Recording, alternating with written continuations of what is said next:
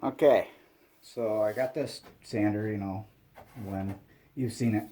I went and got this cheaper bowl gouge. One works. Right there. I think I paid 25 bucks on eBay. I'm sure you got one though. And I took a piece of plating from Home Depot, 2 inch, and it's handy because you just put it up there and it'll measure how far it is, 2 inches from there to there, blah, blah, blah. But basically I just welded it to the bracket, for the guard that runs underneath of here. I just welded it to that bracket right there.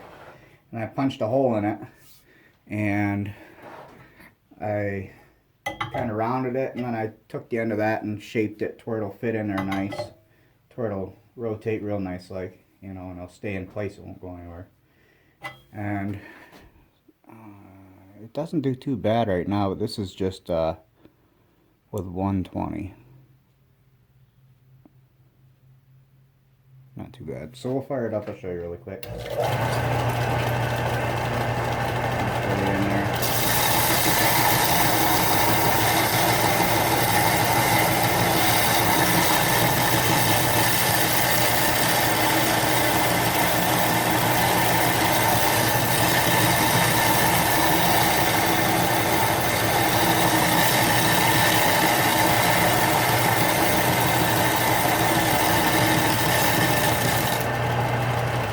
Working on the wings, slowly but surely they're coming. I still got that weird pointed part going on, but oh, hold on right there.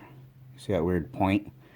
It's because I haven't ground it down far enough yet to get it swept back, so I just hit it on the top of it and get rid of that, and then knock the bottom out like everybody else does. But it doesn't do too bad. Let me see if I can get the camera. There you go. See? Doesn't do too bad, and I can't get it to blue. And this is a Robert Sorby, so it's high-speed steel, and I could sit there all day and stand on it and it won't blue. So I figured it's just a cheaper option. But I'll send some pictures to you too, and feel free to post it to the group if you want. But yeah, that's my setup anyway. It does pretty good. And then I use the other side for sharpening my other tools, my regular spindles.